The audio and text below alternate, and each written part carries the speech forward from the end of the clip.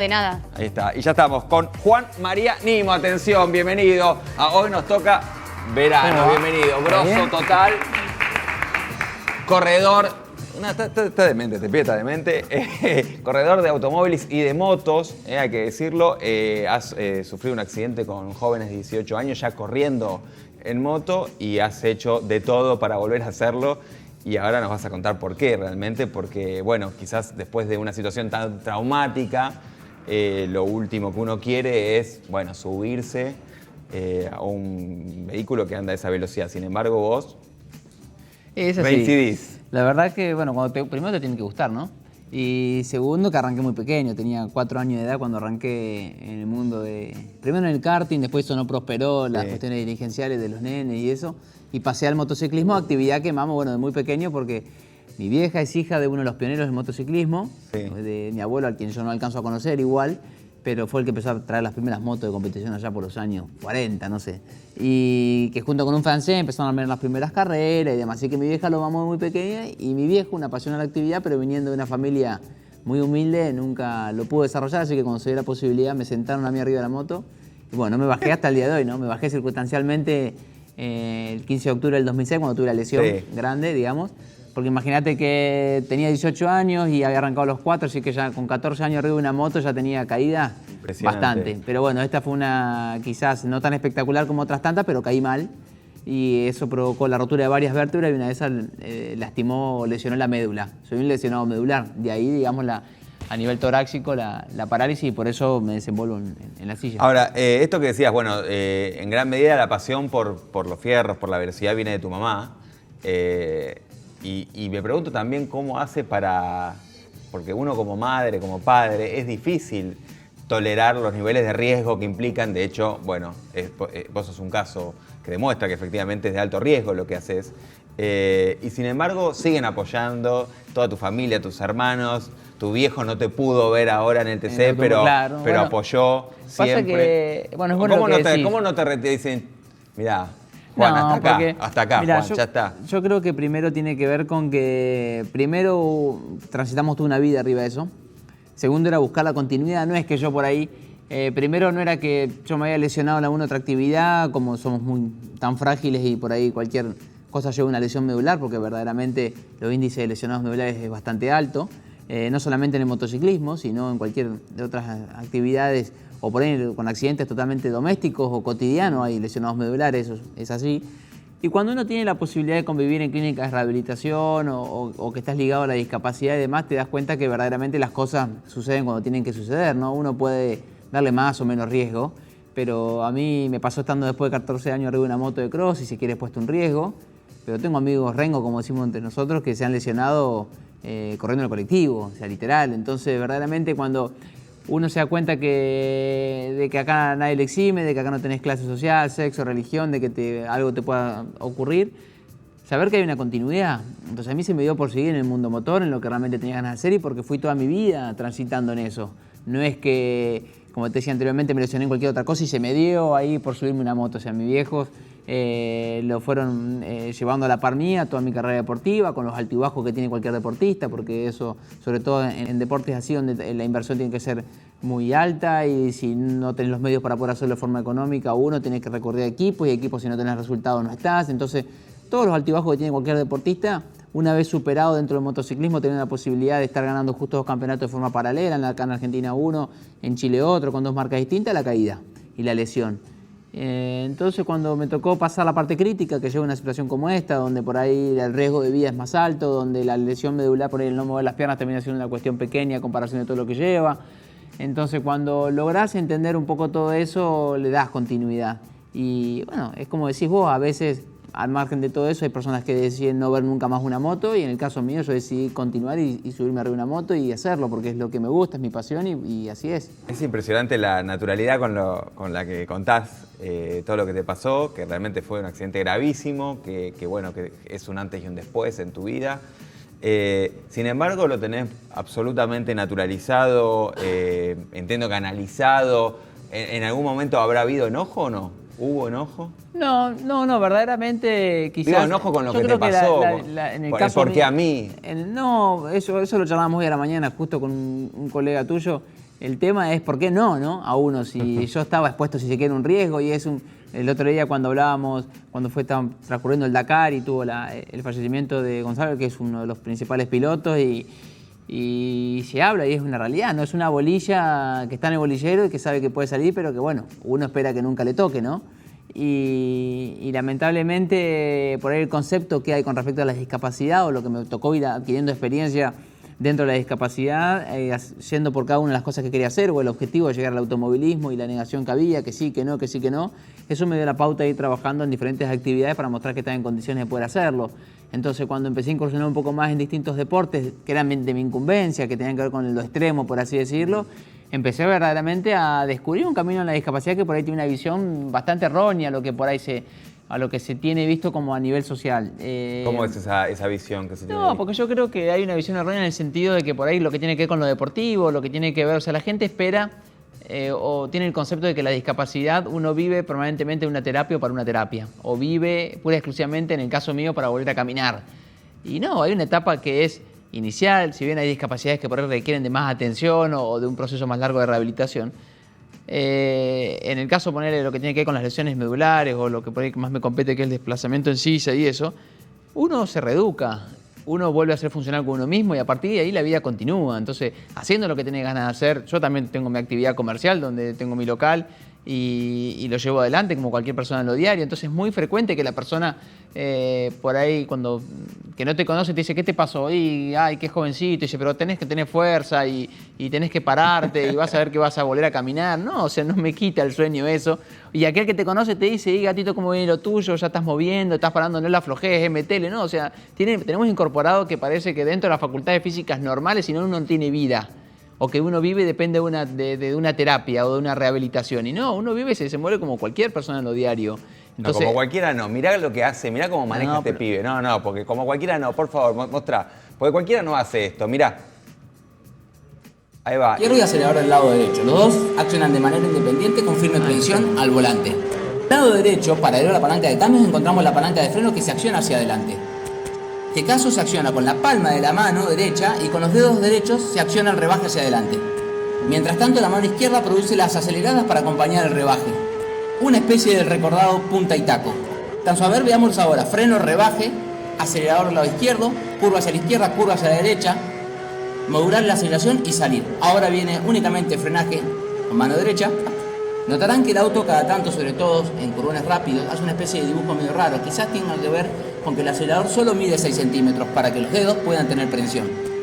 Eso hace que el auto tenga un recorrido muy corto y acelere, es decir, entregue y saque mucha potencia de golpe. A diferencia de un acelerador convencional de pie, que acciona entre 10 y 12 centímetros. ¿A qué velocidad está yendo además ahí?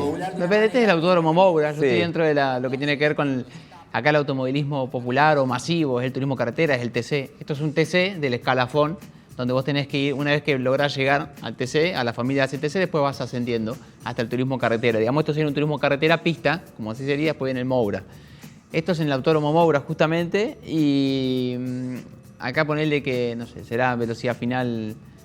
No hay velocímetro, uno lo puede saber por la, No hay velocímetro. por las telemetrías. No hay velocímetro, está loco vos. Pero no, esto en la recta del Moura se debe llegar a 240 y pico kilómetros por hora, más o menos 200 y pico. Pasa que por ahí no es tanta la velocidad final como la velocidad en curva. Eso es un curvón que es realmente rápido. Y tenés todos los controles en el volante. Todo. Está ahí. Todo. Está ahí. Pero tenés. No hay controles. Es todo cable y fierro esto. ¿No? Acá no hay nada, no es un joystick de un. Y tenés creo que 3 embragues. Claro, eso en el anterior, en el Bora sí tenía 3 embragues, o sea, 3 diferentes tipos de acelerador. Porque es lo que explicaba, el turismo carretera es una pasión tan grande donde el mundo no entiende cómo seguimos corriendo con Falcon, con Chevy, con Torino. Pero bueno, es nuestra pasión, es lo popular. Obviamente que esto ya de lo que son los autos originales no tiene nada. Esto todo mucho más, son autos muy tecnológicos, pero así todo no pierde la esencia del TC, que es una cuestión mecánica, donde el acelerador llega a cable, no hay una cuestión electrónica, donde el freno llega a varillas. Entonces no pierde la esencia del TC y en el caso mío es lo mismo, o sea, todo lo que yo tengo aplicado en el volante va a los pedales, a lo que serían los pedales. Impresionante. Nada más que eso. Y sí. me imagino que eso no es fácil de adaptar ni de hacer, necesitas mucho apoyo. Sí, seguramente. Pasa que Lo que tiene que ver con las adaptaciones, tanto en el automovilismo, no sé, como cuando hago acrobacias con la silla, cuando hacíamos danceability o cuando haces juegos, o sea, todas las actividades que puedes hacer. Claro, pues para la gente lo sabe. Este muchacho, además hace danceability, o sea, no sé, baila, vuela con la silla, no sé, es un delirio. Además fue candidato también a concejal. Eso fue antes de lo de que me dé el automovilismo. Además, cruzaste 4 provincias. Tenemos el récord de Neuquén al Obelisco con una silla maratón. ¿No probaste con quedarte en tu ganamos el casa Festival de Cannes, también a la mejor publicidad del mundo, saltando auto en la vía pública que tapaban las rampas. ¿No probaste con quedarte en tu casa tranquilo? ¿No? Sí, ¿Cómo que? bueno, en un momento lo intenté cuando no se me daba lo deportivo y ya había sentido que había logrado lo que tenía ganas de hacer y el automovilismo no se daba para llegar a nivel nacional. Y dije, bueno, me dedico a un grupo que tengo para hacerlo fundación y bueno, ahí decidimos no cortar y justo, bueno, viene el fallecimiento de mi padre y al poquito tiempo se me dio lo del automovilismo y bueno, ya aboqué todas las energías puestas en el automovilismo, que no es fácil porque tenemos un automovilismo muy fino, donde ya llegar ahí es un logro y bueno, y sostenerse es otro. Así que no es fácil. ¿Y cómo te sostenés? Tenés que sostenerte con publicidades, con patrocinios. Y eso es lo difícil, porque sobre todo en un caso es muy difícil para cualquier piloto, claro. Sobre todo llegar acá, porque son costos realmente altos, y llegar a la familia de la CTC no es sencillo, y una vez que llegás tenés que sostenerte. Y porque hay todo el mundo, o sea, todo el país quiere correr en un turismo carretera, todos aspiran a lo mismo, entonces los cupos no son limitados, pero sí son muy escasos, y ya llegar, las oportunidades no son fáciles. Y una vez que estás, sostenerte, tenés que laburar mucho con los patrocinios y poder hacer no desarrollos, sino poder tener el presupuesto que tenés que tener para afrontar, claro. Y de acuerdo a eso vas a tener los resultados también. En el caso nuestro es mucho más difícil porque primero es una cosa nueva, no existe, son muy pocos en el mundo y a nivel sudamericano esta acreditación también es única y a nivel nacional el turismo carretera es único el caso. Entonces, tener que desarrollar... Vos lo decís al pasar, a ver si se entiende. Es el único que hace en esta condición que se sube a un auto de carrera. El único en todo Sudamérica y hay solo 6 en el mundo. Claro, sí, son pocos. Con la acreditación, digamos, que cumple todas las normativas. Por ahí a nivel zonal se va abriendo un poco el paño para que chicos con diferentes discapacidades puedan empezar a tener... Porque recordemos, lo importante es que acá no hay categorías adaptadas. Claro. O sea, esto no es... como en el caso de poder hacer una maratón o en un paralímpico, tener la posibilidad. O sea, claro, si no te apoyan, vos no podrías hacerlo. No, tal cual, pero a lo que voy es que esto, acá, digamos, la inclusión que se buscó y por eso fue tan difícil, es porque se buscaba con mi discapacidad correr contra lo convencional. O sea, no es que yo estoy en una categoría de pilotos donde somos todos adaptados como si fuese una maratón de tantos en silla. Acá es el turismo carretera, los pilotos de turismo carretera tienen que correr o yo correr contra ellos o viceversa. O sea, la inclusión está hecha desde ese lugar. Totalmente. Es que eso es inclusión. Tal cual. Porque mucha gente por ahí piensa con respecto a la integración que es otra cosa. Integración sería que justamente tengamos una categoría para todos personas con discapacidad y compartamos el escenario, ponele. Eso sería una integración. Pero lo que siempre buscamos en cada una de las cosas que hice, siempre en el motociclismo lo mismo, es correr con mi discapacidad contra lo convencional. Que eso por ahí lo que me entretiene o lo que entusiasma, porque tenés que, en este caso, con dos manos hacer todo lo que el resto hace con 4 extremidades. Entonces el desafío está puesto desde ahí y por eso es muy difícil los desarrollos técnicos, porque al no existir hay que desarrollar, y desarrollar lleva tiempo, lleva dinero, lleva pruebas. Entonces es mucho más dificultoso porque todavía tenés que romper con ciertos tabúes, con ciertas cosas que hay con respecto a la discapacidad, donde muchos pueden estar de acuerdo, otros no. Entonces lidiar justamente con eso no es sencillo para llevar adelante una carrera deportiva. Bueno, vos lo has hecho, has peleado mucho por conseguir esta autorización para poder hacerlo, así que estaría bueno que haya empresas que te acompañen en este sueño, porque además tenés con qué, es impresionante lo que haces.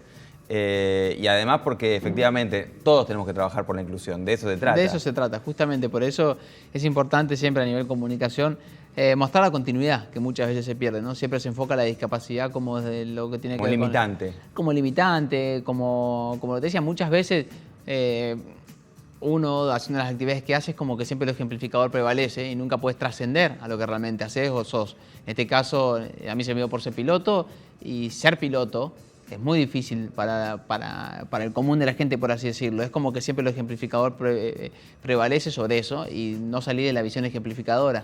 Entonces, sostenerte es difícil. Eso está bueno también, porque vos no querés ser ejemplo de nada, vos simplemente... No, simplemente uno trabaja como cualquier persona en lo diario, como cualquier deportista, y eso es lo importante, porque si no, lo que tiene que ver con... Si no, estás siempre en el reconocimiento de... Y el reconocimiento ¿Vos sentís que hay una mirada en el sentido más complaciente de...? No, pero ponerle... No sé, es difícil ponerle... Hoy lo charlábamos justamente también. Tema, por darte un caso, ¿no? Lo que tiene que ver, si lo ponemos en el plano deportivo, si vos vas a una entrega de premios, no sé, no pongamos los Olimpia, pongamos un premio X, y si vos estás incluido dentro de una categoría, es muy difícil que te eternes. O sea, vos podés pelear un campeonato, podés hacer lo que sea, pero siempre vas a recibir un diploma de reconocimiento. Nunca entras en una terna. ¿Me entendés? Entonces yo lo he dicho varias veces, traigo el caso de Lobo Fernández, que es excelente tenista, Sí. un profesional de lo que hace, Claro. 4 Grand Slam, número 1 del mundo. Un animal. Y sin embargo yo sigo leyendo notas o sigo viendo donde los ejemplificadores le prevalece y parece que el tipo está jugando el tenis por una terapia. Y no porque es un profesional de lo que hace. Entonces, cuando no salís de eso es muy difícil que uno te consiga... Digo, también porque se me ve en el caso del automovilismo o el deporte. Tenés otros que son Sí, sí, excelentes abogados, otros que son excelentes, o sea... Y lo mismo pasa en todas las áreas. Lo sacás lo deportivo y lo llevás a lo que tiene que ver con lo cultural o con lo laboral, con centros que laburan con chicos con discapacidad que le enseñan oficios. Y los pibes o pibas laburan, aprenden el oficio, logran tener el oficio, egresan y salen a la calle y la realidad es otra. La realidad es otra, el que lo tomen para laburar no lo toman. Entonces el camino que tienen que hacer es muy difícil de lo que tiene que ver con la verdadera inclusión, por así decirlo. O sea, seguimos siendo bichos raros y salir de eso es muy difícil. Se va avanzando, no te voy a decir que no. Pese a eso, vos decís, mira, yo tuve una vida anterior hasta los 18, donde podía caminar, correr y demás, y tengo esta vida sin la movilidad en las piernas. Sin embargo, elijo esta vida. ¿Por qué? Y porque yo lo llevo al plano deportivo y yo si me hubiese quedado en el motociclismo, ya estaba a punto de salir campeón nacional en mi categoría. Quizás me quedaba una más para salir campeón nacional y podría ir a Chile o terminar el campeonato en Chile y ser campeón también. Y las aspiraciones a nivel deportivo, un deporte que es sumamente profesional, pero no deja de ser amateur, o sea, depende de equipos y todo. Yo lo veo en colegas míos que corrían de mi camada y lograron ser campeones y se terminó. En mi caso, yo hoy compito en motociclismo, las mismas carreras que ellos, voy ahora al Enduro del Verano, que es una carrera grandísima todos los veranos en la costa, y yo correr en estas condiciones o terminar, pese a que obviamente no tengo el mismo ritmo que tenía antes ni la velocidad que tenía antes, lo corro a mi ritmo, pero tiene 10.000 veces mucho más sabor, o para mí, competir en estas condiciones, que si hubiese salido campeón. O sea, yo salir campeón ya estaba a punto de hacerlo, o lo hubiese hecho, o salir de otras categorías. Y si me iba a terminar ahí. Sin embargo, a mí me da la posibilidad posterior, o sea, yo reconozco mucho más el esfuerzo y el gozo de terminar una carrera hoy que haber salido campeón. O sea, me es exactamente lo mismo, le doy mucho más valor a esto que el otro. Sin embargo, yo veo a mis colegas o a mis pares que han salido campeón y lo lograron. Y ahí están. Entonces, creo que eso como a nivel plano deportivo y a nivel plano personal es el desafío con el que vivís constante o porque vas poniendo metas. Es otro. No hubiese ganado un festival de Cannes, o sea, con la mejor publicidad del mundo que se hizo con saltar los autos, no hubiese hecho el desafío de no quedar obelisco, no hubiese llegado al automovilismo, o sí, pero no en estas condiciones. Entonces creo que eso te da a mí me da la pauta de reconocer mucho más esta vida que la anterior. No porque la anterior no sea, sino porque el desafío en esta fue para mí mucho más importante que lo que tuve en la anterior. Rompí todo para llegar a ser y tuve la lesión. Y listo, hoy mi desafío es otro permanentemente, que no tiene nada que ver con lo anterior. Me enriquece mucho más seguramente. Es impresionante, realmente, escucharte. Gato, bueno, atención, que necesitamos apoyo. Sí. Para Sí, que finalmente se cumpla y que vuelvas a correr como corresponde en el TC. Ojalá que sí, bienvenidos sean. Siempre no es fácil, los patrocinios, obviamente, porque son costos sumamente elevados y demás, pero bueno, trabajamos permanentemente para eso, siempre estamos en actividad y bueno, ahora tenemos el enduro, el moto también y si no, seguiré haciendo actividades para mantener en la parte duatlones, triatlones, lo que venga. Nosotros corremos todo. Bueno, y para cerrar, Gato, seguramente el apoyo va a aparecer. ¿Qué le dirías a alguien que está del otro lado que de repente ahora le surge alguna limitación, alguna discapacidad, que está bajoneado? No, creo que es un poco lo que venimos hablando. Creo que el empecinamiento como en uno está en mostrar la continuidad, porque acá no tenés, como decía antes, la discapacidad es muy transversal. La discapacidad, por eso es importante que todos a nivel social tanto las personas con discapacidad como los convencionales, por así decirlo de alguna forma, que para que se entienda, es laburar en conjunto para lo mismo. Porque acá no tenés, como decía anteriormente, nada que te exima de que algo te puede llegar a suceder. Si te sucede, saber que hay una continuidad, que la discapacidad no es mala, que obviamente que requieren más intensidad en el laburo para poder recuperar una reinserción, una rehabilitación, o sea, reeducarse. Pero creo que la continuidad está ahí, es lo que hay que mostrar, y que cada uno puede ir atrás de lo que realmente tenga ganas de hacer. Muchas veces, durante muchos años se vivió, hoy se va rompiendo un poco eso, se vivió con el librito de decir, bueno, vos tenés una lesión medular, bueno, vos podés hacer esto, vos te falta un brazo, bueno, podés hacer aquello, vos no ves, bueno, vos podés hacer aquello. No, creo que cada uno tiene, pero eso necesitamos que para las personas que no tienen discapacidad, confiar en eso, porque si no es muy difícil, desde lo laboral que explicábamos recién hasta lo deportivo. Para trascender en lo deportivo, para trascender en lo laboral, es muy importante que las personas empiecen a confiar y justamente dejar de ser bichos raros, porque sobre todas las cosas uno tiene la posibilidad, o sea, nosotros laburamos mucho, ¿en qué sentido? Porque uno tiene la posibilidad de tener acceso a una obra social, de tener la posibilidad de tener acceso a un trabajo, a un comercio, de eso te da la pauta de tener la silla que tenés que tener, el modo que tenés que tener. Entonces, esa no es la misma realidad de otro. Entonces, Totalmente. cuando vos le hablás desde este lugar, o cuando vos hablas esto para una persona donde sus recursos son otros, donde capaz tuvo una fatalidad, un accidente, donde se ha perdido a sus padres o familiares y él quedó en una situación como esta y está tirado en una cama y no tiene ni una silla, cuando vos le hablás de que va a tener la posibilidad de continuar, te mira como diciendo, ¿de qué me estás hablando? Totalmente. Entonces, el laburo a largo plazo, ¿cuál es? Que las posibilidades sean las mismas para todos. Las posibilidades de tener acceso a una obra social, de tener acceso a una silla, los conocimientos de la silla, que una silla de traslado hospitalario o de traslado ambulatorio no es la misma de una silla de un lesionado medular, que cada cosa tiene lo suyo, para que eso le dé calidad de vida. Claro. Entonces, si no logramos, si a nivel social no laburamos en conjunto para eso, va a ser muy difícil avanzar. Y ahí aparece el Estado, ahí tiene que aparecer, es clave también el Estado. Y bueno, ¿no? por eso mismo, para que se labure, que todas las áreas puedan laburar con discapacidad y no que discapacidad esté golpeando las puertas en todas las áreas. Porque la discapacidad, insisto, es transversal, está en todos lados. No discrimina. Exacto. Así que no lo hagamos nosotros. Gato, un placer enorme. No, muchas gracias a ustedes. Conocerte, lo mejor, y que aparezca el apoyo necesario para que vuelvas a las pistas. Está loco, está loco. Gracias, Gato. Sí. Lo mejor. A vos, gracias. Hacemos una pausa breve, no se vayan. Hasta las 7 vamos, hoy nos toca ver.